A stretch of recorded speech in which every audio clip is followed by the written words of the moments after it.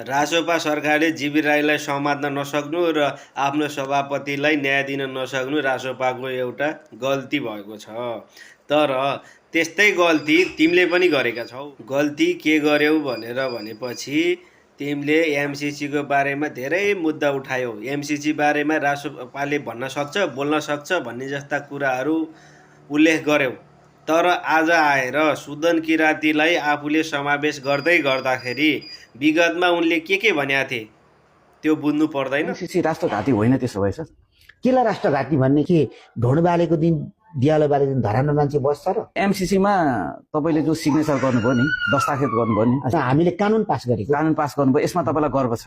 भेगुर गिठा खाएर अब राष्ट्रवाद रहन्छ र? तिमीले धेरै एमसिसीको बारेमा विरोध गर्दै आएका छौ। एमसिसी हाम्रो देशको लागि राष्ट्रघात छ। एमसिसी जस्तो राष्ट्रघाती सम्झौताको विरुद्धमा चलिरहेको हाम्रो राष्ट्रघाती एमसिसी विरुद्धको अभियान आएर तिमीलाई सुदन किरातीको आवश्यकता पर्यो? पहिला के भनेका थियौ? एकचोटि मन्त्री खाइसकेको मान्छेले धरानमा आएर के विकास गर्ने भए पहिल्यै गर्थे भनेर धरी भन्न भएका थियौ। एकचोटि मन्त्री पनि बन्नुभयो, तर आफ्नै गाउँमा सम्म एउटा बाटो पुर्याउन सक्नु भएन।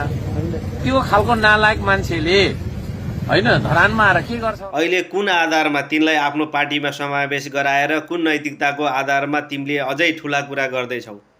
लाज लाग्दैन तिमीलाई?